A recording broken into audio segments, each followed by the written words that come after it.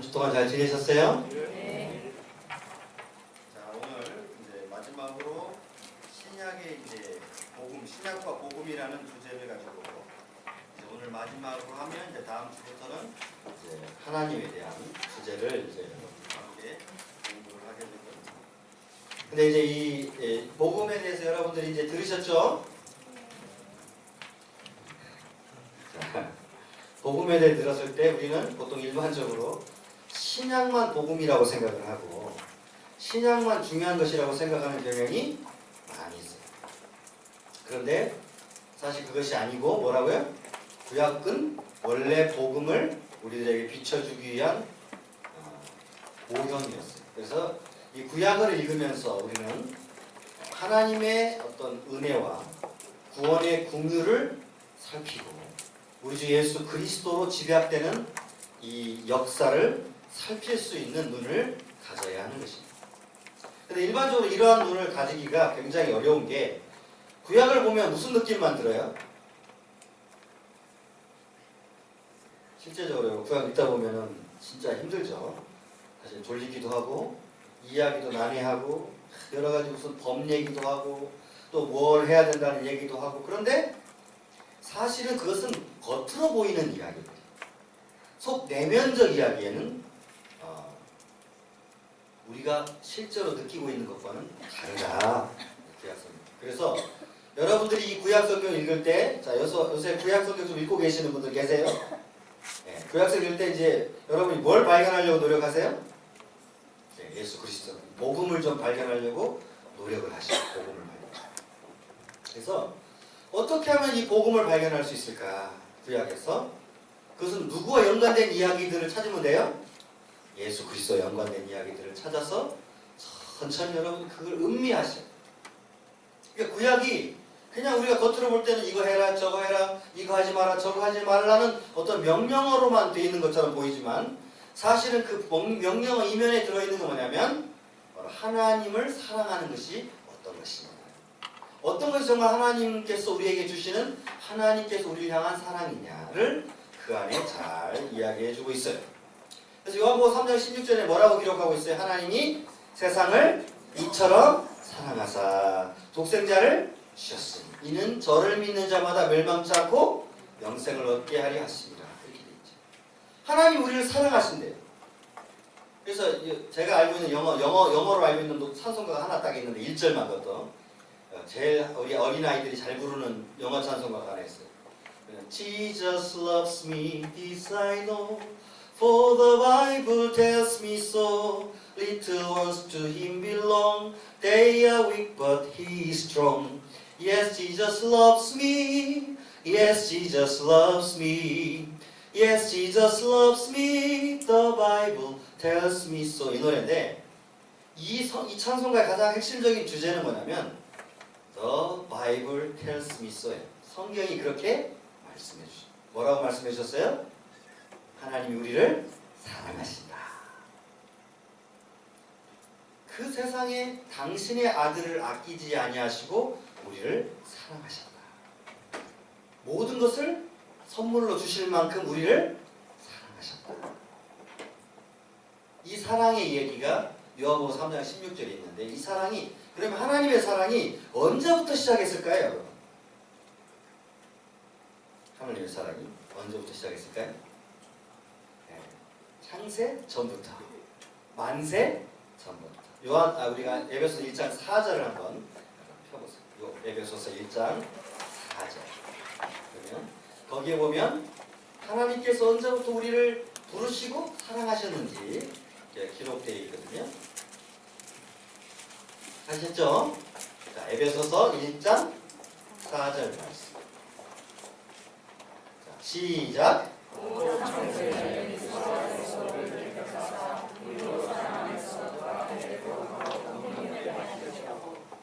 여러분 언제요? 창세전. 이게 이제 원래 헬라어로는 파라볼레스 코스무라는 거예요. 이 뜻이 뭐냐면 세상의 기초를 만들기 전에. 그러니까 단순히 세상의 창조를 뭐 빛이 있으라 그 다음에 이렇게 만드는 걸 창조잖아 이게요. 근데 그런 것 이전에 이미 하나님께서 홀로 계시고 스스로 계시는 그 영광 가운데 계실 때 하나님께서 이미 누구를 사랑하셨어요? 여러분과 저를. 이게 복음의 핵심이에요. 하나님께서 여러분들을 사랑하셔가지고 그냥 내버려 둔 게 아니라 로마서 8장 29절 한번 펴보세요. 로마서 8장 29절. 이게 나중에 여러분 이제 만약에 계속해서 듣게 되면 다음 학기에는 뭘 배우냐면 이제 이번 학기까지 3일체를 배우잖아요. 다음 학기에는 뭘 배우냐면 그 하나님의 작정, 섭리, 예정, 창조를 배워요. 그분이 어떻게 우리를 만드셨고 어떻게 구원하셨는가를 배우는데 그 다음에 가면 그 다음 연도에 가면 뭘 배우냐면 구원의 그리스도와 구원에 대해서 배우는 게 이제 가장 핵심적인 요소 중에 하나예요. 그 구원, 이 구원이 우리들이 어떻게 전해지는가. 그래서 구원의 서정이나 구원의 순서라는 게 있는데 물론 이것이 시간적 순서는 아니지만 이 서정에 대해서 이야기할 때 이 로마서 8장 29절 30절 시작.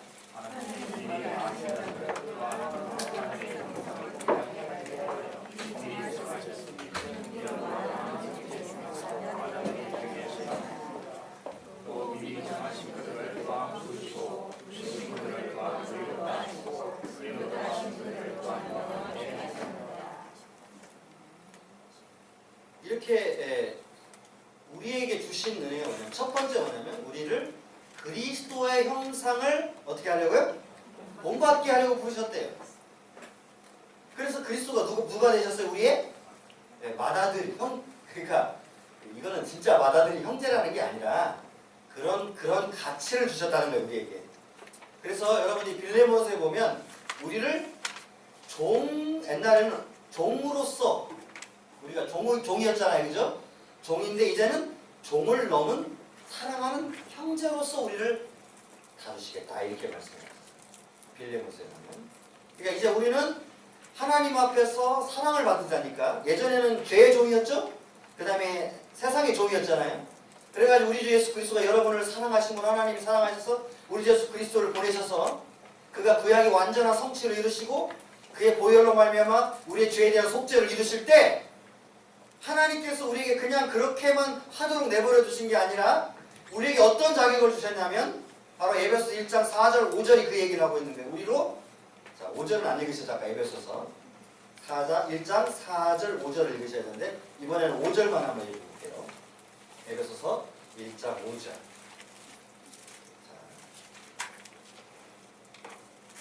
하셨죠? 시작.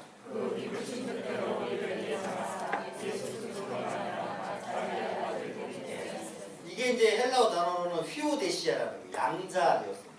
양자가 되도록. 그래서 로마서 8장 16절에 우리에게 무슨 영을 주셨냐면 양자의 영을 주셔서 우리가 하나님을 뭐라고 불러요? 아버지라고 부릅니다. 근데 여기서 에베소서 1장 5절에도 뭐라고 얘기했냐면 우리를 그 기쁘신 뜻을 따라서 우리를 예정하셨는데 뭐가 되도록 예정하셨어요? 아들이. 그게 바로 전부 같은 말이에요. 양자. 근데 여기 양자라는 말 여러분들이 기억하실지 모르겠지만 제가 이미 몇 주 전에 한참 오래전에 양자에 대한 개념을 설명한 적이 있어요. 우리는 양자가 어때요? 양자는 내 아들은 아닌데 내가 자식이 없어. 그러면 그 자식 중에 이렇게 고아원이나 또 이렇게 어떤 사람들 자녀 중에 한 사람을 데려와가지고 내 자녀로 이제 호적으로 입적시키는 걸 얘기하는 거잖아요. 근데 이 고대 사회 양자는 그게 아니고요. 고대 사회 양자라는 건 무슨 뜻이냐면 합법적인 아들이라는 뜻이에요. 합법적인 아들. 그러니까 우리가 예수 그리스도처럼 똑같이 하나님은 아니지만 이제 하나님께서 당신의 아들을 통해 주신 구원으로 말미암아 우리로 하여금 뭐가 되게 하신 거예요? 합법적인 자녀가 되게 하신 거예요. 그러니까 로마서 8장 여러분 16절, 17절, 18절까지 한번 읽어볼게요. 우리에게 주신 은혜가 어떤 것인지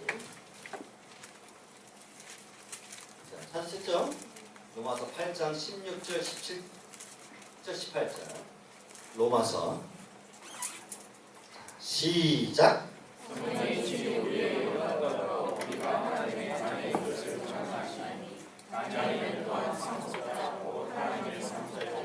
그리스도와 함께한 상속자니 우리와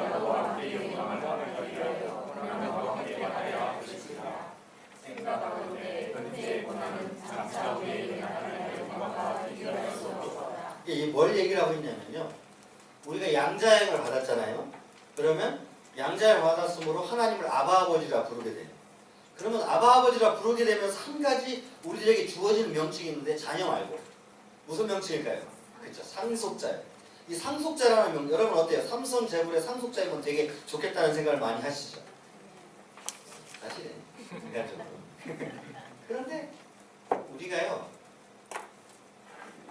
그런 물질적인 면의 상속을 받는 것에 대해서 되게 좋아하지만 진짜 이 영광스러운 상속을 받는 데는 굉장히 소극적이에요. 여러분 하나님은 만왕의 왕이시고 모든 만물의 주인이시죠. 그분의 상속자가 된다는 것이 삼성 재벌의 상속자가 되는 것보다 더 하겠어요? 덜 하겠어요? 덜한데 현실적으로 전혀 안 나오시죠? 현실적으로는 전혀 안 나옵니다. 왜? 막상 내가 실제로 받아들이고 누리는 것을 보게 되면 당연히 돈, 물질이 우리들에게 훨씬 더 영향을 많이 끼치기 때문에. 그래서 우리는 늘 보이는 것에 초점을 맞추고 살아가서 사도 바울이 이 사람들 향해서 아주 심각한 경고를 했는데 그게 바로 빌립보서 3장 17절부터 19절까지 한번 읽어보세요.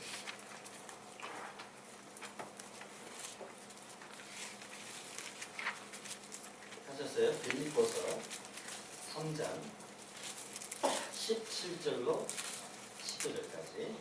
자, 시작.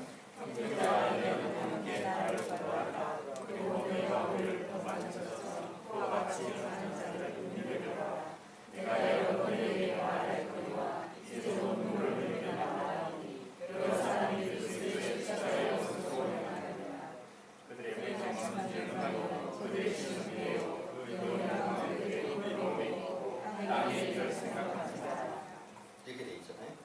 지금 얘가 왜 이 말씀을 드리냐면 이제 우리가 오늘 성경 공부를 들어가기 전에 사실은 우리가 누리고 있는 영광의 상속을 알아야 왜 주님이 우리를 위해서 그렇게 행하셨는지를 알게 될 거 아니에요?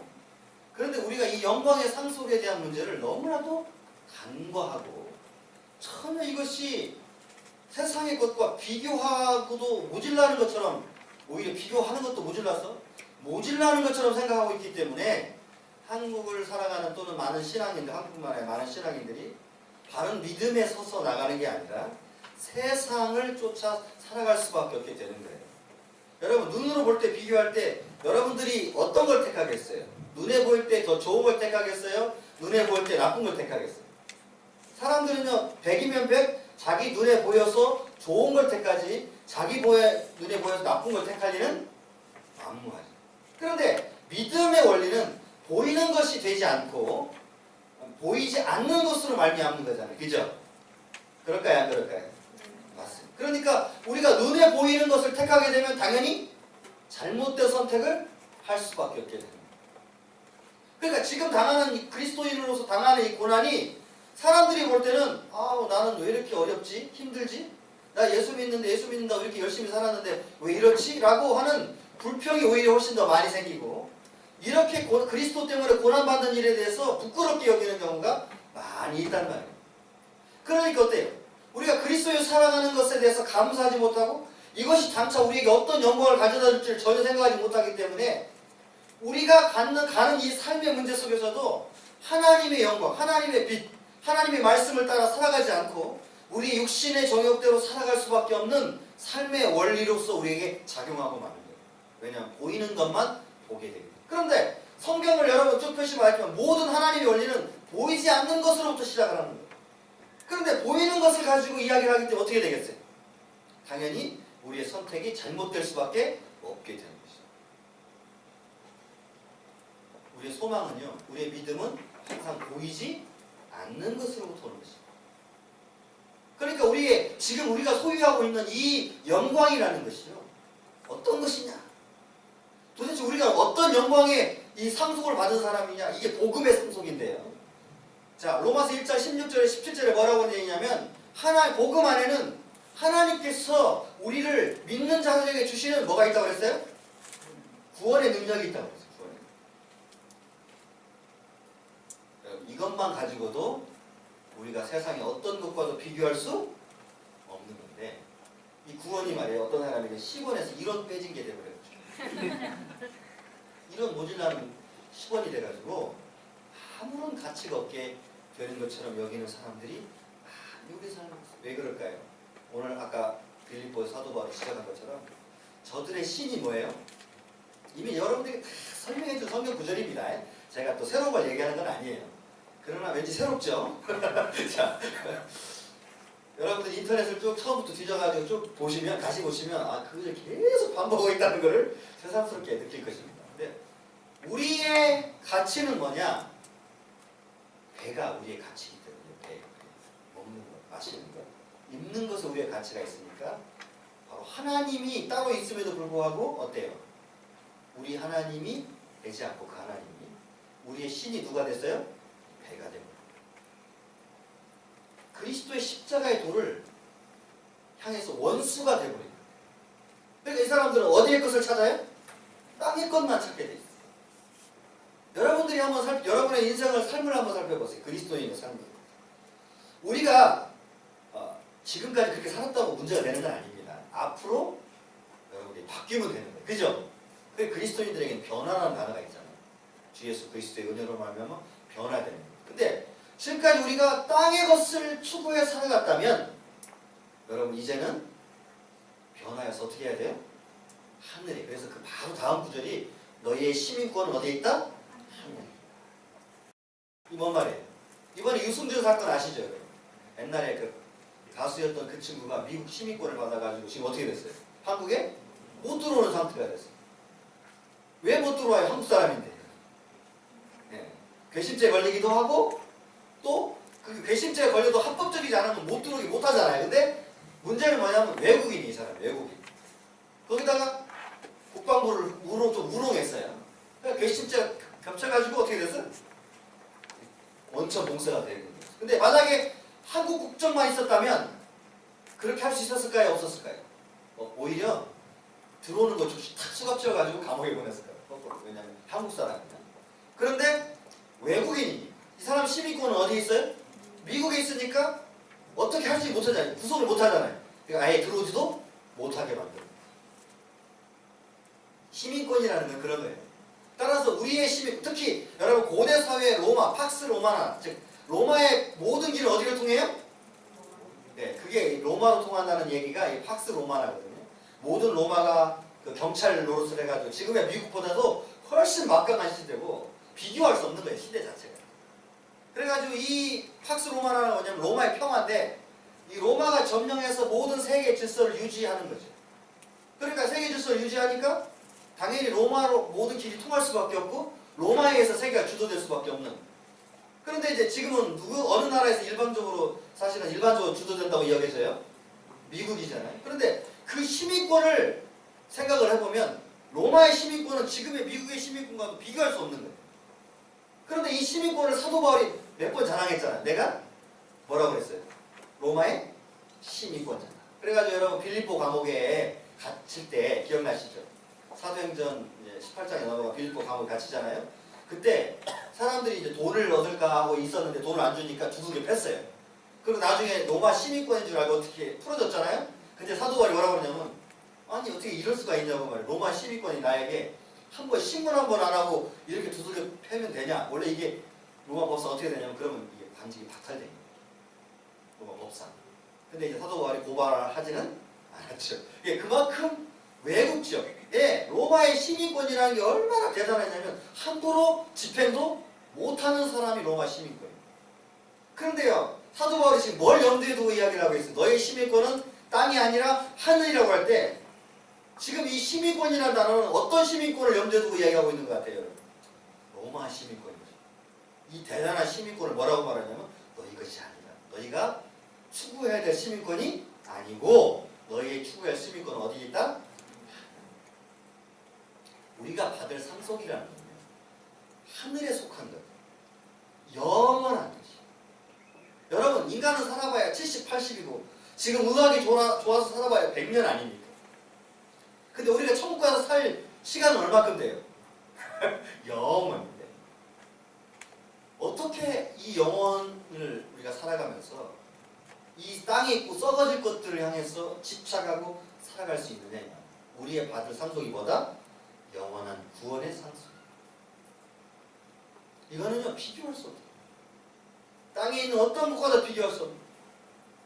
그런데 우리는 이미 그 하늘나라의 상속권을 땅에 있는 것과 비교해가지고 가치 없는 것으로 만들어버려요. 그러니까 어때요? 신앙생활을 살아갈 때 다른 본질적 문제가 우리들에게 이탈돼가지고 자꾸 부수적인 문제에 집착하는 경향이 두드러지게 됩니다. 그러나 우리의 소망은 이 땅에 있지 않고 어디 있어요? 믿으세요? 별로 안 좋아하시는 것 같아요. 예수님께서 우리에게 하신 말씀이 뭐냐면 어떤 사람이 밭을 남에게 임대해가지고 밭을 갈다가 툭 하고 걸렸습니다. 그래서 딱 보니까 뭐예요? 보화예요. 사람들이 있는지 없는지 확인한 다음에 딱 묻었어요. 그죠? 그 다음에 어떻게 했어요? 자기 전체 사람을 다 팔아다가 이걸 샀어요. 그랬더니 사람들이 이 보물을 어떻게 해석하냐면 그 보물이 천국이다 이런 그게 아니라요. 예수님께서 여기서 비유하고자 했던 건 뭐냐면 가치예요. 가치. 그 보물이 천국이라는 게 아니라 가치. 여러분들의 전 재산을 팔 만큼 이 보물이 가치가 있으면 어떻게 하겠어요? 사람들이 팔아서 이 땅을 사겠죠. 그런데 만약에 보물인데 겨우 뭐 몇 가지 뭐 얼마 안 돼. 그러면 누가 이 자기 전 재산을 팔아서 이 땅을 사겠어요? 예수님께서 말하려고 했던 핵심적인 이유는 내용은 뭐냐면 가치예요. 과연 여러분들이 이 천국에 대한 가치를 어떻게 생각합니까? 바르게 이 가치를 깨달았느냐? 깨닫지 못했느냐? 세상을 향해서 세상에 있는 것이 더 가치 있는 것이냐? 아니면 하나님 나라에 있는 것이 더 가치 있는 것이냐? 어때요 여러분들? 제가 한번 질문해 볼게요. 정말 간만에 한번 질문을 해볼게요. 어떻게 생각해요? 겉으로 대답 안 하시고 돼서 마음으로 대답을 하시되 우리가요 이 문제에서 이미 말씀의 신앙에서 이탈을 해버립니다. 우리의 가치는 지금 뭐가 더 높이 있어요? 사실은 땅에 있는 것, 우리의 속한 이 세상에 살아가는 것들의 가치가 더 높아 있습니다.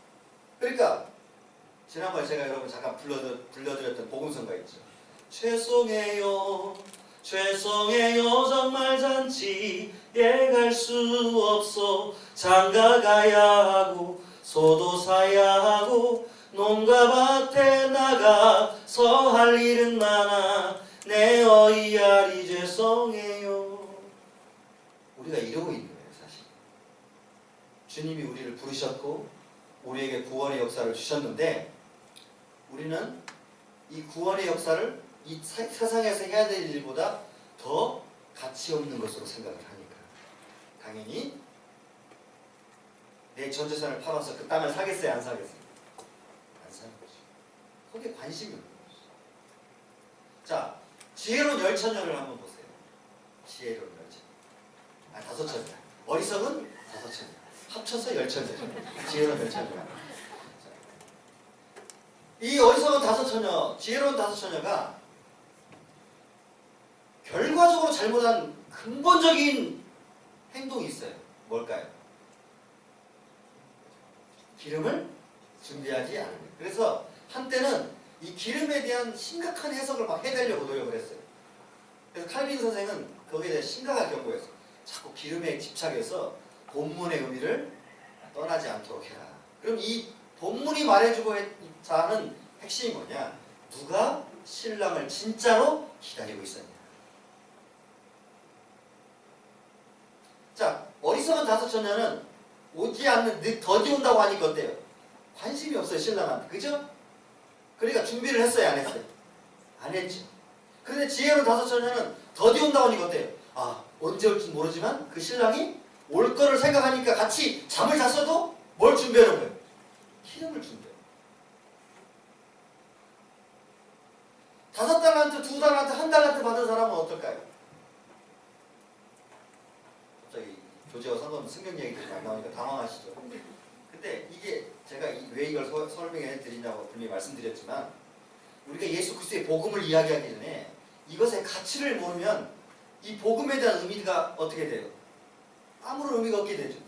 근데 이게 얼마나 대단한 가치를 가지고 있느냐를 여러분들이 깨달았으면 좋겠기 때문에 이 얘기를 하는 거예요. 5달란트, 2달란트, 1달란트를 가진 사람이 있어요. 우리 이 본문을 항상 언제 듣냐면 헌신 예배 때 들어요. 이 본문. 근데 이건 헌신 예배가 아무 관계가 없어요. 하나님의 나라에 관계된 비유예요. 천국 비유. 무슨 뜻이냐? 하루는 주인이요 5달란트, 2달란트, 1달란트를 각각 종에게 줬어요. 그러니까 어떤 사람은 이 중에는 5달란트 받은 사람이 있고 이 중에는 2달란트 받은 사람이 있고 이 중에는 1달란트 받은 사람이 있었겠죠. 그 그리스도인들을 얘기하는 거예요. 믿는 사람들. 그리고 멀리 주님이 타고 떠났어요. 그리고 다시 돌아왔어. 그게 뭐냐면 재림이에요. 주님의 재림. 주님께서 다시 올라가셨다가 언제 오셔요? 다시 재림 때 오시죠? 심판 때 심판을 오셨어. 그래서 심판을 하려고 딱 봤어요. 자, 니네들 행한 결과를 내놔봐라. 그랬더니 5달란트는 더 5달란트를 만들어가지고 10달란트를 만들었어요. 2달란트는 2달란트를 더 만들어가지고 4달란트를 만들었어요. 그런데 1달란트 사람만 달란 뭐 갖고 왔어요? 사람들이 뭐라고 해석하냐면 그렇게 해가지고 남겨야 된다. 이 본문에서 한 가지 가르쳐주지 않고 있는 것은 장사가 언제나 성공하냐 실패하냐에 관심이 있다 없다? 없다는 거예요. 예수님이 설정을 어떻게 하셨냐면 무조건 5달란트를 남겼어요. 2달란트를 남긴 거예요. 이 사람들이 장사를 잘해서도 아니고 이 사람들이 무엇인가 성공적인 삶을 살아서도 아니에요. 그냥 5달란트, 2달란트를 만들었어요. 왜? 열심히 주의 말을 따라서 일을 했기 때문에. 그런데 마지막 1달란트 남은 사람은 어떻게 얘기했냐면 자, 너는 왜 1달란트냐고 주님이 물어봤더니 이렇게 대답을 했어요. 주님은 당신은 말이에요. 뿌리지 않는 데서 거두는 줄 내가 알았어요. 그래서 내가 땅속에 깊이 묻어가지고 잊어버리지 않도록 한 것. 이거 만약에 장사 잘못해가 잃어버리면 당신이 나를 뭐라고 할 거 아닙니까? 라고 오히려 떵떵거리면서 대답을 했어요. 그랬더니 주인이 화가 나서 이렇게 대답했어요. 야, 네가 정말 나를 그런 사람이라고 생각했다면 어디에 맡겼어야 된다고요? 은행에 맡겨서 별일이라도 얻었어야 되는데 여기서 보여주고 있는 건 뭐냐? 주님이 그런 분이라는 거예요? 그런 분이 아니라는 거예요?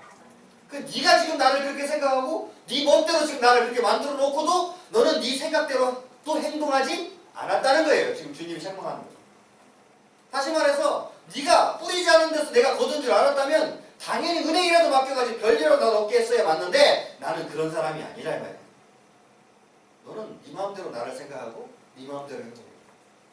이 5달란트와 2달란트 가진 사람과 1달란트 가진 사람의 근본적인 차이점은 하나밖에 없어요.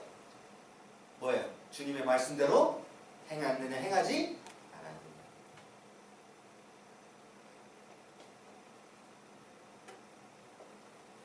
마태복음 7장에 가면요. 여러분 반석의 집을 지라고 하는 그 비유가 나와요. 그 전에 뭐가 나오냐면 어떤 사람들이 주님께 왔어요. 주님, 내가 주의 이름으로 선지자 노릇하고 주의 이름으로 내가 귀신도 쫓아냈어. 그럼 우리가 우와 이건 빨리 대단하다 이렇게 해야 되잖아요. 근데 우리 주님이 뭐라고 하냐면 이 불법을 행하는 자들아 내게서 네가 밖에서 슬피 이를 갈면 울 것이라고 경고하시면서 내치셨어. 우리가 상식과 전혀 다르죠. 왜요? 왜 그랬을까? 왜 그랬던 것 같아요? 왜 이 사람들이 불법을 행하는 자들이었을까? 여기서 계속 똑같은 비유를 합니다. 두 번째, 자, 나무는 나무인데 뭘 맺지 못해요? 예. 좋은 열매를 그래서 그 나무는 뭐로 하신다고 했어요? 열매로 하신다고. 열매로. 자, 문제는 뭐냐면 열매로 알면 그 열매가 어떤 열매인지에 따라서 그 나무를 알겠죠? 포도나무 열매를 맺었으니까 그 무슨 나무예요? 그런데 포도나무인 것 같은데 엉겅퀴를 매면 뭐 어떻게 되겠어요? 문제죠. 그 다음 비유도 똑같아요. 양이 양인데 무슨 탈을 쓴 양이에요? 아니 거꾸로 해야겠네. 1인은 1인데 뭘 탈을 쓴 1이에요? 양의 탈을 쓴. 여러분 지금 이 네 가지 비유 모두가 다 뭐예요? 똑같아요. 똑같은 얘기를 하고 계시는 거예요. 마지막에 그래서 집은 졌는데 어디에 졌어요? 한 사람은 모래에 졌죠. 똑같이 집을 졌어요. 같은 것 같아요. 외적으로 볼 때는. 그런데 한쪽은 어디에 집을 졌어요? 한쪽 반석에, 한쪽은 모래 위에 집을 졌어요. 여러분 지금 쭉 내려오면서 보이는 게 딱 두 가지로 나눠지죠. 하나는 겉으로는 그런 것처럼 하는데 불법을 행하는 자들. 전부 다 비유가 똑같아요. 양 같은데 뭐예요? 포도 같은데 뭐예요? 엉겅퀴. 집어졌는데 어디에 뒀어요? 모래에 뒀죠. 예수님의 경고가 뭐냐면 우리는요, 우리 마음대로 신앙생활을 하죠. 우리가 원하는 대로 신앙생활을 하고 싶은 대로 살아요. 그래서 주님이 우리에게 뭐라고 말씀하십니까? 여러분 제 이 말씀을 아마 수십 번 들었을 거예요. 나를 사랑하는 자는 내 계명을 지키. 주님 말씀대로 살아가는 그것만이 주님께서 우리를 평가하실 때 잘했다. 실패했느냐 실패하지 않았느냐 상관없이 주님의 말씀을 따라서 5달란트, 2달란트 가진 사람이 나가서 열심히 일했죠. 그런데 결과는 다 2배씩 가져갔다는 거예요. 한 사람 주인의 말을 듣지 않고 자기 마음대로 주인을 해석해서 살아가는 그 사람은 밖에 버림을 받아서 슬피 이를 갈미 있게 됐다. 뭘 얘기하는 걸까요? 여러분들이 복음의 가치를 생각할 때 세상의 가치보다 가치 없다고 생각하면 절대 복음을 위해서 여러분 일할 수 있을까요? 사랑할 수 있을까요? 복음을? 없어요. 그걸 얻기 위해서 우리 것을 다 내놓더라도 그거 얻으면, 그래서 사도 바울은 그 빌립보서에서 뭐라고 그러냐면, 여러분 조금 더 빌립보 3장이 정말 아름다운 말인데요. 자, 우리가 몇 절부터 읽었죠? 아까 17절부터 읽었죠? 그 위 한 서너 절 위부터 한번 다시 읽어보세요. 빌립보서 3장 11절부터. 정확한 절수 잘 몰라가지고 크게 잡아드려요. 자, 읽어보겠어요. 시작.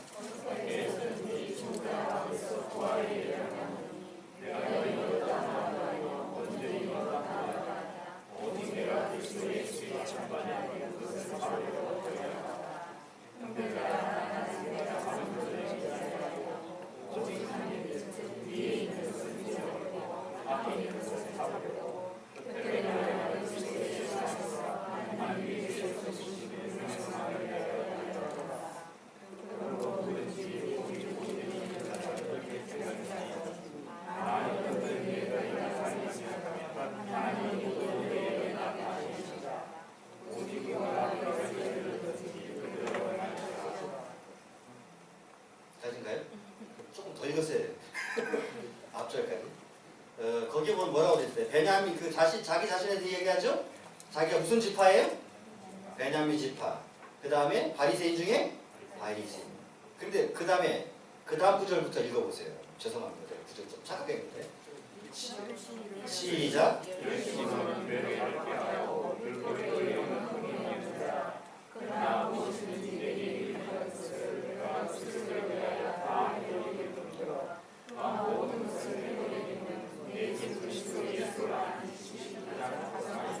그거 읽으라고 했어야 되는데 제가 좀 착각을 했네요. 그리스도를 아는 것이 가장 고상한 지식인데 3장이라는 건 알았는데 절수를 몰랐죠. 자, 그리스도를 아는 게 가장 고상한 지식이니까 다 뭘로 여긴다고 그랬어요? 나머지를? 배설물. 그런데 우리는 어때요? 그리스도 정말 가장 고상한 지식입니까? 아니면 그리스도의 지식이 배설물이고 우리에겐 더 중요한 지식이 혹시 있습니까? 이것이 사도 바울이 우리에게 하고 있는 질문 아니에요, 그죠? 여러분 무엇 쫓아가고 있나요? 정말 내가 가진 것이 그만큼 가치 없는 것이라고 생각하는 사람들은 다른 것들을 향해서 쫓아가겠죠, 그죠? 그러나 여러분이 가진 이 복음이 얼마나 가치 있다고 생각할 수 있다면 당연히 여러분 어때요? 다른 것들을 다 버릴 만큼 그리스도를 아는 지식을 향하여 달려갈 수밖에 없게 되지 않겠냐. 이 복음 왜 그러면 그러냐?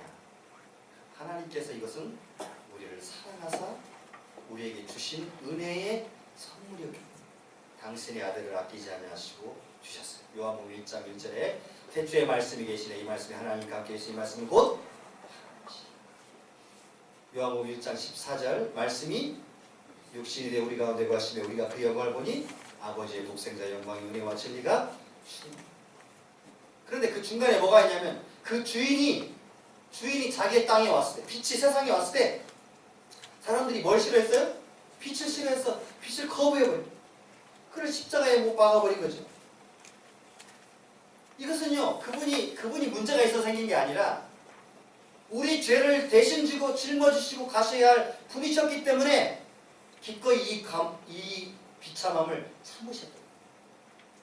그는 근본 하나님의 본체신 하나님과 동등됨을 취할 것을 얘기하죠. 자기 몸을 비워 종의 형체를 입게 죽기까지 복종하셨으니 그 십자가에 달려 죽으심이라고 빌립보서 2장에 말씀하실 때 바로 우리의 저 허물을 위해서 그분이 하나님의 모든 영광의 자리를 기꺼이 내려놓으시고 인간의 몸을 입으시고 두 번성, 즉 인간과 사람으로서 완전한 신인으로서의 모습을 우리들에게 보여주셨어요. 그분은 원래 그렇게 하지 않으셔도 됐어요. 그러나 우리의 죄 때문에 그분이 우리를 기꺼이 우리의 몸을 입으셨어요. 왜? 나지안 주스의 그레고리가 한 얘기처럼 여러분 그 뒤에 면에 박스에 나옵니다. 취하지 않은 것은 치료받을 수 없다. 구원받을 수. 따라서 그분이 우리를 구원하시기 위해서 우리의 모든 본성을 다 취하셨어요. 죄 빼고. 그래서 그분은 우리의 연약함을 대신 받으셨어요. 그가 우리 때문에 채찍에 맞으셨어요. 그가 우리 때문에 징계를 받으셨어요. 그가 우리 때문에 조롱을 당하셨어요. 엘리 엘리 라마 사박다니를 외치니까 사람들이 뭐라고 했냐면 저가 엘리야를 부르는다. 엘리야가 오나 보자. 조롱하고 있었어요. 사실은 우리 때문에 당한 죽음이었고 우리 때문에 당한 고난이었거든요.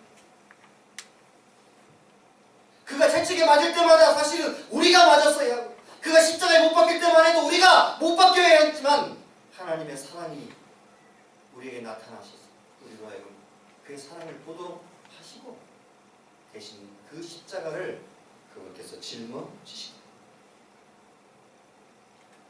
그래서 그분의 하나님의 사랑이 이렇게 나타났다고 요한복음 3장 16절에 말씀하십니다. 하나님이 세상을 이처럼 사랑하사 독생자를 주셨습니다. 이는 저를 믿는 자마다 멸망치 않고 영생을 얻게 하려 하십니다. 여러분을 사랑하셨고 그래서 그 아들을 이 땅에 보내셔서 채찍에 맞게 하시고 죽음에 이르게 하심으로 여러분이 받아야 할 모든 죄를 사해 주십니다. 이 복음이라는 거예요. 그래서 이렇게 우리들에게 그리스도께서 대신 우리를 위하여 짊어지신 하나님의 사랑을 보여줍니다. 그러니까 어때요? 로마서 4장 24절 25절 뭐라고 돼 있어요? 찾아오셨죠? 로마서 4장 25절 읽어보겠습니다. 로마서 4장 25절 여러분 52면 자 시작.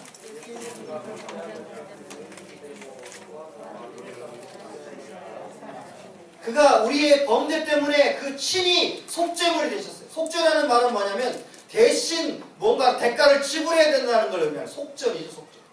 주님이 친히 인간의 몸을 입으시고 우리의 죄를 위해 그분이 직접 죄를 속전하셨어요. 속죄하셨어요. 그분이 십자가에 달려 죽으셨어요. 그래서 예수는 우리가 범죄한 것 때문에 죽이 돼요. 근데 그것만 끝난 게 아니에요. 두 번째 우리를 의롭다 하시기 위하여 그 부활의 영광이에요. 여러분 그래서 부활절이 달걀 먹는 날이 아니라 제가 한 번은 기독신문에 기부한 적이 있어요. 이 부활절 달걀을 가능하면 이제 없애야 된다. 왜냐하면 처음엔 어떤 의도에서 좋았는지는 모르겠지만 이제는 부활절 하면 뭐 먹는 날? 달걀 먹는 날이 되어버렸어요. 그래서 사람들이 예수님의 부활과 죽으심으로부터 부활의 의미를 생각하는 게 아니라 뭘 생각해요? 달걀 먹는 날. 그리고 교회도 이제 이 달걀을 삶는 데 부산한 거예요. 정말 주님의 부활을 기념하고 그것을 생각하고 정말 그 기쁨과 함께 영광의 기쁨을 누리려고 노력하는 게 아니라 어떻게 하면 달걀 몇 개 삶아야지. 이게 부활 주일 전날에 있은 교회 풍경이 된다면 없어져야죠. 이 달걀 삶는 거. 안 그래요? 정말 이날은요. 사셨네 예수 다시 사셨네. 우리의 죄와 허물을 죽으셨던 그분이 다시 우리를 의롭다 하시기 위하여 살아나신 날. 그래서 우리는 이 날을 기념하여서 예배드리는 이 주일날이라는 게 뭐냐면 그래서 일요일이 아니에요. 원래는 일요일이 맞죠. 썬데이. 그런데 이 날이 무슨 날이에요? 우리한테는 주님이 부활하신 날이에요. 주일. 초대교회부터 그래서 함께 모여서 이 날에 주님을 경배하고 찬양하는 날로 지키던 것이 이제 우리에게 돼서 우리는 더 이상 안식일을 지키는 게 아니라 우리는 주일을 지키는 사람.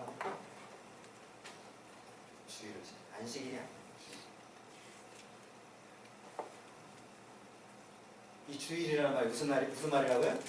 주님 부활하시다. 그냥 무덤에 머물러 죽는 그날이 아니라 이제 사망의 권세를 깨트리시고 일어나셔서 모든 믿는 자들의 첫 열매가 되셔가지고 우리에게 의를 허락하시는 그 날, 그게 바로 부활. 그러니까 사실은 매 주일날이 무슨 날이에요 원래? 부활절. 특별히 부활절만 드린 게 아니고 우리 기독교인들은 특별히 부활절만 드린 게 아니에요. 매주.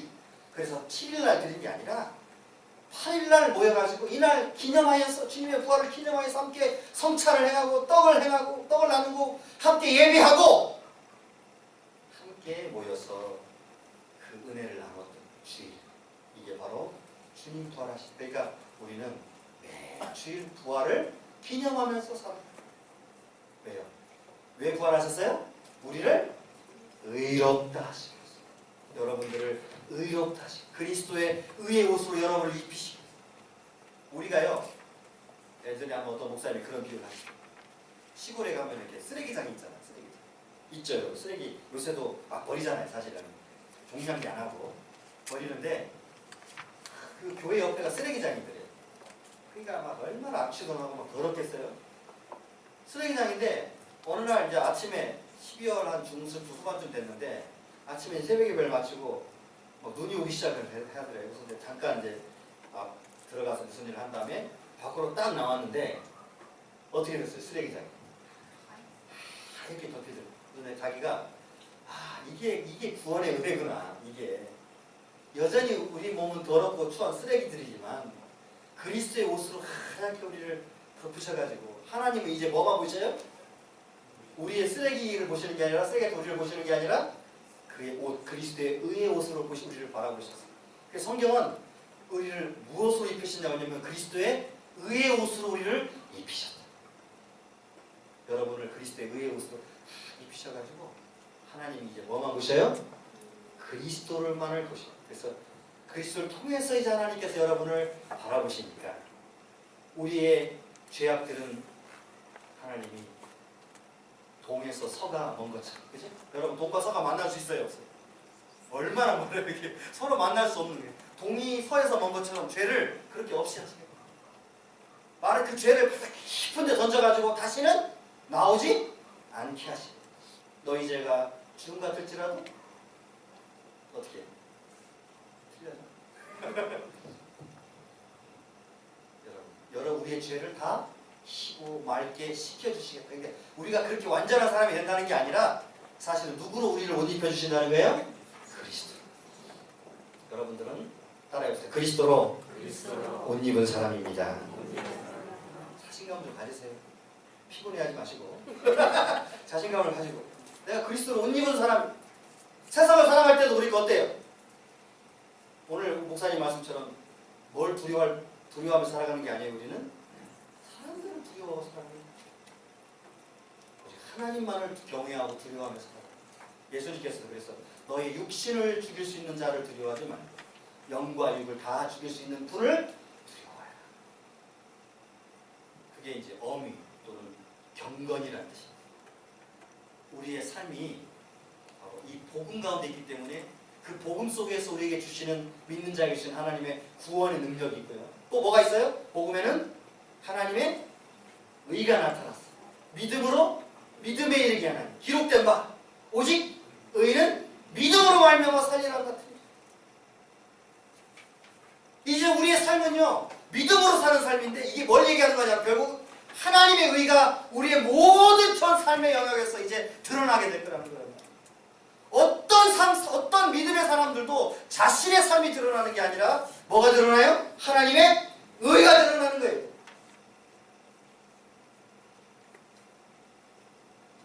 안 좋아하시는 것 같아요. 그래가지고 우리의 범죄. 그래서 로마서 5장 8절에 뭐라고 얘기했냐면 우리가 아직 죄인 되었을 때 그리스도께서 우리를 위해 죽으시고 하나님께서 우리에 대한 자기의 사랑을 확증하셨다. 그러니까 죽으심이 바로 하나님의 사랑의 표현이고 따라서 요한 1서에서는 뭐라고 그랬어요? 우리 4장에서는 우리가 하나님을 사랑한 것이 아니고 하나님께서 우리를 먼저 사랑하셨다. 사랑하지 아니하는 자는 하나님을 알지 못하는 이는 하나님은 사랑이시죠. 우리에게 오직 행할 일이 사랑의 행위밖에 없다는 사실을 설명해 주셨죠. 그러면서 에베소서 2장 11절에서 21절까지 보면 재미있는 얘기를 하셔요. 이걸 한번 제가 설명해 드릴 얘기인데, 성서에 가면 이렇게 돼 있습니다. 성전에 있어, 예루살렘 성전에 가면 저는 모르는데 말로만 들었어요. 그러면 이 안이 지성소, 여기가 지성소, 여기가 성전이고요. 성전이고 이게 이제 성전의 뜻이죠. 그러니까 성전 안에 두 가지로 갈라져가지고 어떻게 돼 있어요? 지성소가 있고 성소가 있죠, 그죠? 여기에 뭐가 있냐면 이렇게 지게석이 있대요, 지게석. 그래서 여기 이방인들이 있고 뭐 여자들이 있고 이렇게 하는데, 이방인들은 이 안에 들어갈 수 있어요, 없어요? 이 성소 안에. 또 유대인들은 이 지성소 안에 함부로 들어갈 수 있어요, 없어요? 대세상만 1년에 한 차례 들어가는 거잖아요. 그러니까 처음에 이 에베소서 2장 11절에서 22절까지 보면 어떻게 됐냐면, 이 둘을 하나로 만드셔. 이방인과 유대인을 하나로 만드셔가지고 어떻게 하냐? 여러분 그림 있는 것처럼 십자가를 통해 하나로 만드셔가지고, 자, 누구나 다 어디 갈 수 있어요? 네, 성전에 들어올 수 있게 돼요. 그래서 주는 평화, 우리의 평화. 그가 평화가 되셔서 이 둘, 즉 먼데 있는 사람과 가까이 있었던 사람과 먼데 있었던 유대인과 이방인을 먼저 어떻게 만들어요? 하나로 만드셨어요. 그래서 새로운 한 사람을 만드셔가지고 어떻게 했어요? 다시 그리스도의 십자가를 통해서 어떻게 했어? 여러분, 이제 여기를 없애요. 그래서 예수님이 돌아가실 때 뭐가 찢어졌어요? 휘장이 찢어졌어요. 왜 휘장이 찢어지냐면, 여기 이제 아무나 가다가 죽어요, 안 죽어요? 이제는 올 수 있어요, 없어요? 그래서 교회는요, 예배당은 어떻게 됐냐면 막혀져 있지 않고 말씀 듣는 데하고 성도 앉는 자리가 어떻게 돼 있어요? 뻥 뚫려져. 왜요? 이제 누구나 그의 말씀을 들을 수 있고, 누구나 다 주님의 십자가 앞에 올 수 있고, 누구나 다 하나님 앞에 올 수 있고. 그걸 뭐라고 성경하냐면 담대하게. 따라요, 담대하게. 여러분 옛날에 담대할 수가 없죠. 거기 들어가면 죽으니까, 죄가 있습니다. 그런데 이제는 담대하다는 뭘 말해요? 이제 마음에 꺼리낌이 없어요. 왜? 누구 때문에? 예수 그리스도의 의의 옷으로 우리가 던져봤기 때문에 이제 하나님 앞에 나아가는데 더 이상 막힌감이 없어졌어요. 그래서 십자가에 달리실 때 뭐도 지켜져서 휘장도 뒤로 쭉 갈라졌죠. 그래서 이제 하나님과 인간을 화평케 하셨어요. 새로운 두 사람을 합쳐서 새로운 영적인 이스라엘을 하나님께서 만드셨죠. 믿는 자들이 그래서 이면적 그리스도인들이 되고 이면적 유대인들이 되고요. 그 다음에 그들을 누구와 화해시키셨어요? 하나님과 더불어 화해시켰는데 그 방식이 뭐냐? 십자가로. 그래서 원수된 것을 죽이셨어요. 이제 여러분들은 하나님과 원수예요? 아니면 화평을 이룬 사람이에요? 근데 왜 왼수처럼 살아가세요? 세상에 살아가는 동안에 여러분 이제 하나님과 우리가 원수된 게 아니기 때문에 또다시 하나님과 원수인 것처럼 살아가서는 안 되는 거예요.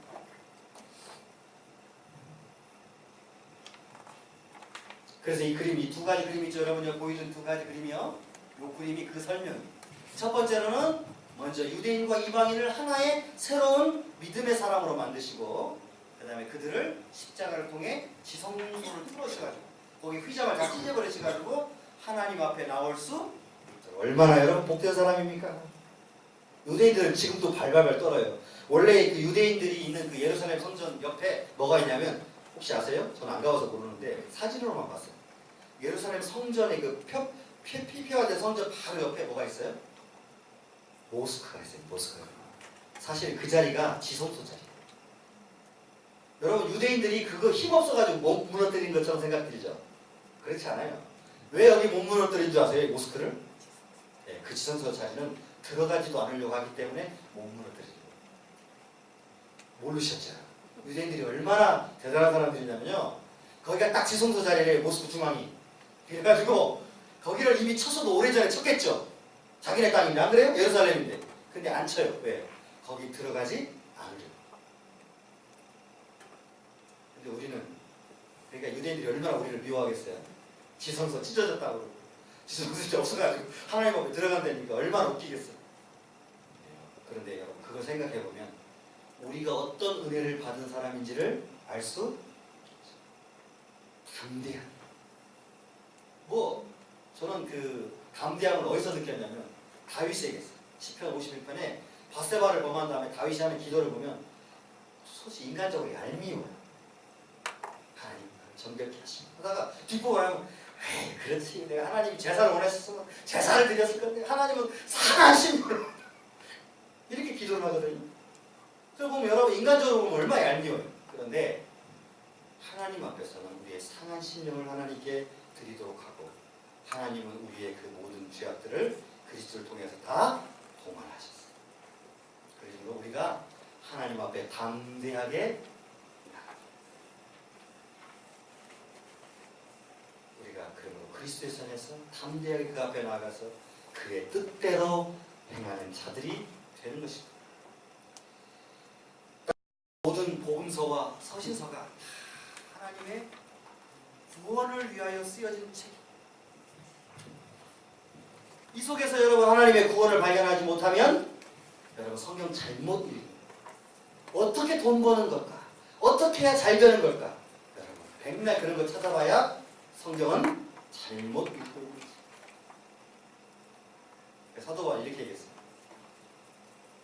사도 바울이 빌립보 교인들에게 향해서 너희가 나를 도와주면 참 감사한데 나는 그것 때문에 산 것은 아니야. 내가 어디에서 처할 수 있고요? 내가 부하면서 처할 수 있고 내가 가능한 거죠. 내게 능력 주시는 내가 모든 것을 이 말이 여기서 모든 걸 할 수 있다는 게 할 수 있다 하자 아차 이게 아니라 내가 가난하게도 될 수 있고 내가 부유하게도 될 수 있고 왜요? 누구 때문에? 능력 주시는 자 우리 주님 때문에. 내가 가난해지는 것도 기꺼이 주님을 위해서 내가 부유하게 되는 것도 기꺼이 주님을 위해서. 근데 우리는 그렇게 살지 않잖아요. 이 복음의 핵심 우리를 어떻게 살도록 요구하냐면 이 세상의 가치가 하나님 나라의 가치보다 높다고 말하고 있는 게 아니라 이 세상의 어떤 것도 하나님의 나라의 가치와 비교할 수 없는 것이 따라 우리의 모든 것을 팔아서 얻어도 우리는 횡재하는 사람들이에요. 횡재하는 사람.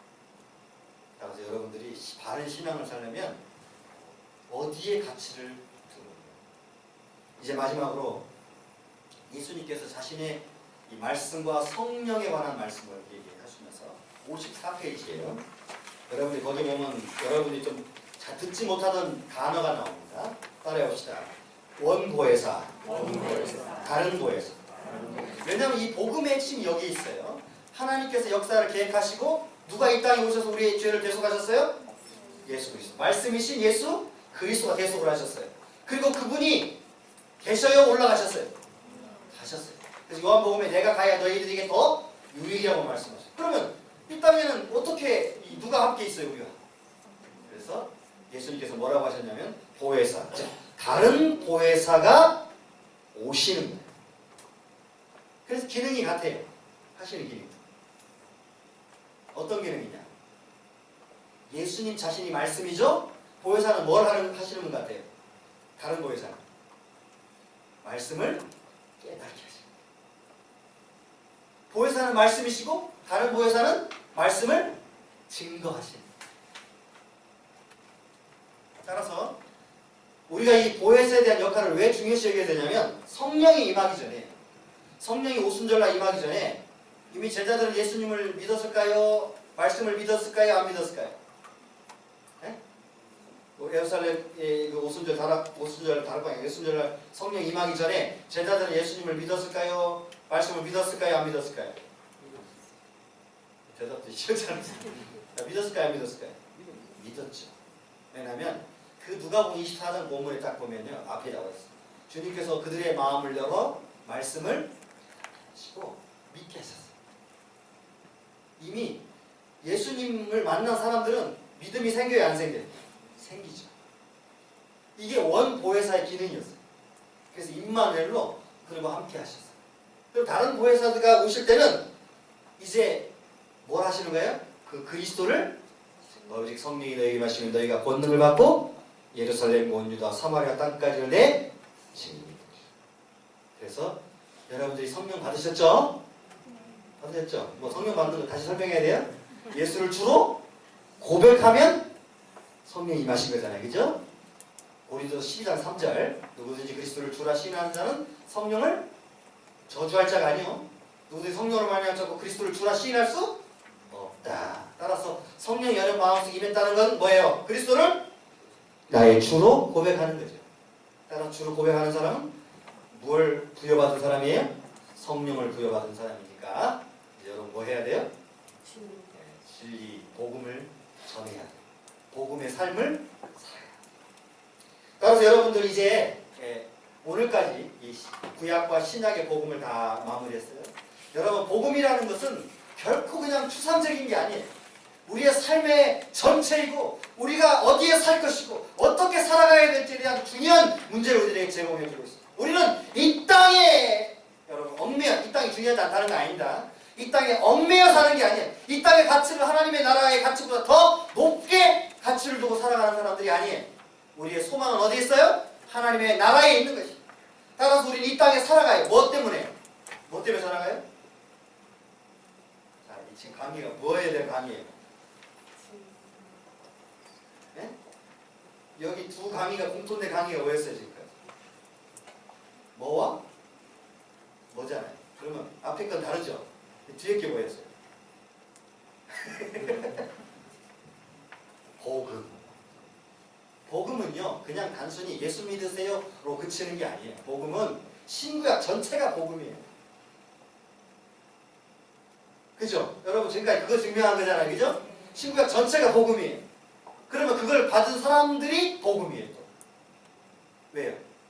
그 복음을 전하지 않으면 그 복음이 사람들에게 전달될 수 없어서 복음을 전하는 자들의 아름다운 발이여 함과 같으니 여러분들이 있어야 복음이 전달돼요. 여러분들이 있어야 하나님의 복음이 바르게 사람들에게 증거된 성령이 역사하시는 거예요. 여러분이 전하지 않으면 소용이 없어요. 그래서 믿음은 들음에서 나고 들음은 그리스도의 말씀으로 말미암으니까 여러분의 삶이 복음입니다. 따라서 왜 우리가 바르게 살아야 되고 왜 우리가 올바르게 살아야 하냐? 뭘 하기 위해서?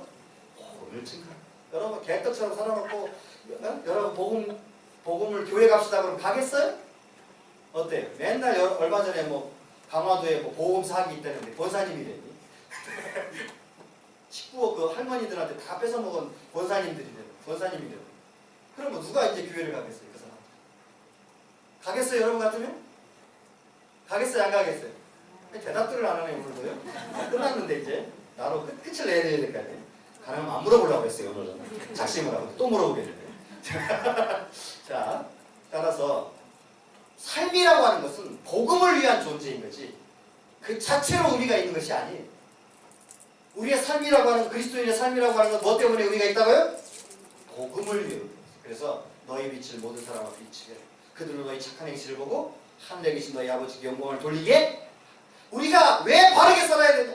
복음을 가진 자들이 왜 똑바로 살아야 되냐면 무엇인가 그것 때문에 복을 받고 그것 때문에 잘 살고 그것 때문에 영원을 누리기 위해서가 아니라 바로 이 복음을 전할 의무가 있는 사람들이기 때문이라는 거예요.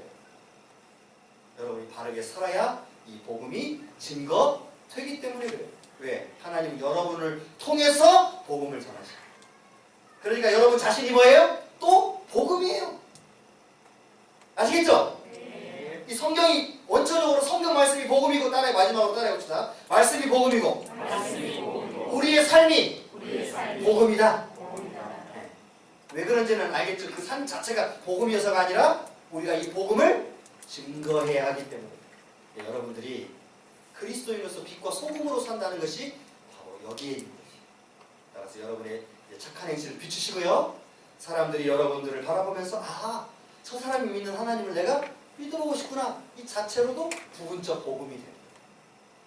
여러분들이 그런 모든 삶을 살기를 바랍니다. 기도하겠습니다.